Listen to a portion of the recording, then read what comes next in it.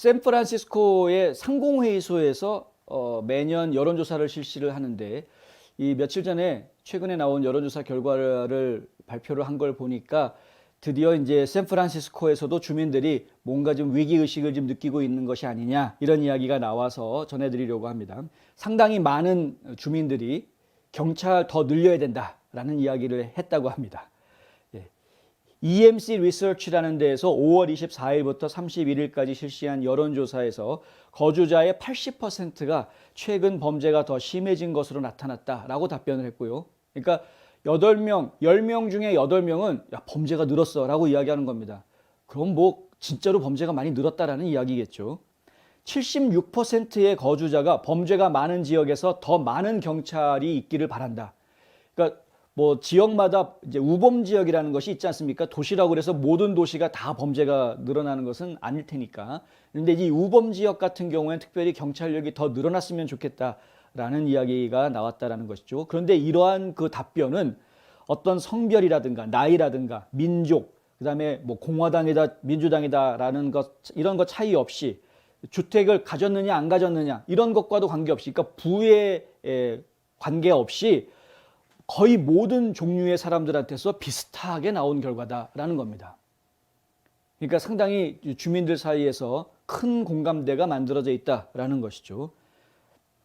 거주자의 약 88%는 최근 몇 년 동안 홈리스 문제가 악화됐다고 이야기했고 80%는 홈리스가 샌프란시스코가 해결해야 될 최우선 과제다라고 이야기했다고 합니다. SF 게이트라는 곳에서는요, 언론인데 전화, 문자, 인터넷을 이용해서 520명의 주민들을 대상으로 영어와 중국어로 설문조사를 실시했다고 하는데 이 설문조사를 실시해서 내놓은 결과들을 보니까 지금 샌프란시스코에서는 이 홈리스 문제가 지금 가장 심각하다. 샌프란시스코 상공회의소의 러드니 펑이라는 회장은 성명에서 이런 말을 했답니다. 샌프란시스코는 지난 1년간 어려움을 겪어왔는데 이는 노숙자 문제, 거리 상황, 그리고 안전에 대한 우려와 같은 문제들을 집중적으로 조명하고 있다. 이런 것들이 굉장히 많이 악화됐다. 결국 그것이 악화된 이유가 뭔지 우리는 다 알고 있죠. 결국은 BLM이 문제인 것이고 안티파가 문제인 것이고 급진 좌파들이 만들어낸 공포 분위기였습니다. 이 급진 좌파들이 만든 공포 분위기 지금 해결 못하고 있죠. 바이든이 대통령이 되고 나면은 자기네들이 원하는 대통령이 됐으니까 좀 수그러들겠지라고 생각을 했는데 지금 어떻습니까 상황이? BLM은 바이든 정권 막 오히려 손가락질하고 욕하고 있고 계속해서 지금 폭력을 휘두르고 있는 그런 상황이고, 그리고 지금 바이든 행정부에서는 자꾸 거리두기 하려고 그러죠. 골치 아프니까 안티파들, BLM들 자꾸 좀 어느 정도 거리를 좀 두려고 하고 있고, 은근슬쩍 경찰 예산 늘려야 되겠다라든가 아니면 경찰력을 더 늘려야 되겠다라는 쪽으로 은근슬쩍 지금 이렇게 바람을 넣고 있고, 그러니까 지금 판이 정말 한국하고 똑같다는 얘기를 제가 안 할 수가 없는데 한국도 좀 비슷한 상황 아닙니까? 노조에서 좌파 대통령을 세워놓으면은 노조가 어떤 좋은 일이 있을 줄 알고 그래서 노조가 앞장서 가지고 좌파 대통령을 세워놨는데 결국에 가가지고는 노조가 대통령하고 가장 먼저 부닥쳤죠. 지금 미국도 마찬가지입니다. 똑같은 상황이 벌어지는 겁니다. 노동자들을 대변한다라고 생각하면 큰 오산입니다. 좌파 정권은 노동자들을 대변하는 그런 정권이 아닙니다. 노동 계층과 다른 계층에 있는 사람들의 갈등을 부추기죠. 단지 그겁니다.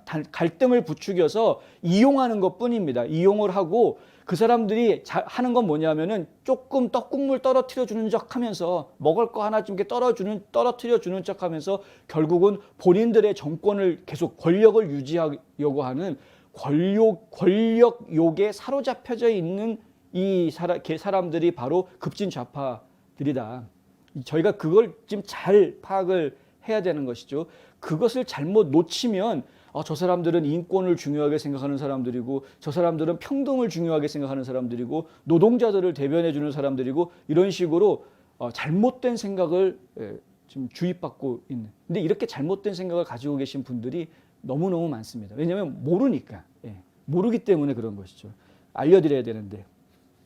샌프란시스코 크로니클의 분석에 따르면 살인이나 강도 같은 특정 유형의 범죄는 2020년 작년입니다. 급증했고 살인은 36.7% 급증했다.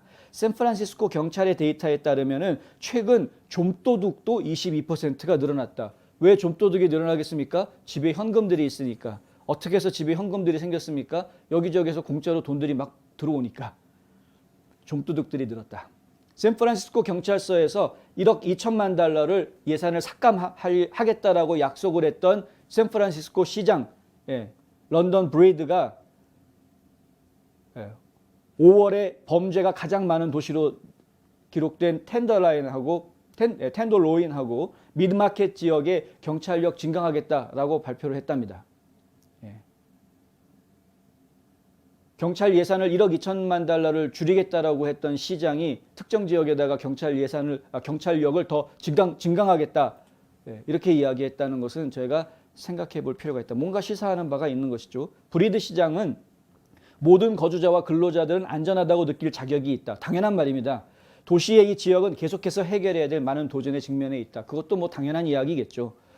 이 계획을 통해 우리는 용인할 수 없는 불법 행위를 해결하는 데 초점을 맞추고 있으며 또한 이 지역이 더 환영받고 친근하며 이 지역에 살고 일하고 방문하는 모든 사람들에게 접근하기 쉽도록 지역사회의 입지를 다지는 데 초점을 맞추고 있다.